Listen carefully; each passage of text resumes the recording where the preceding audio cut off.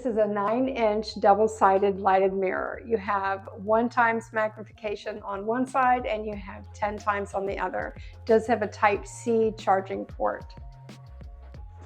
This is how it comes packaged.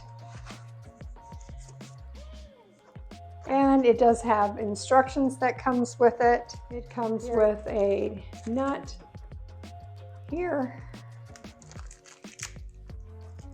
and a washer. Very easy assembly. You put the gasket in and then you put the locking nut. Touch this button here and it's just a light touch and you get 3 different illuminations. To charge it, you take your Type-C charging port in the back and just plug it into the wall. Very easy. You're going to touch it once, twice, 3 times.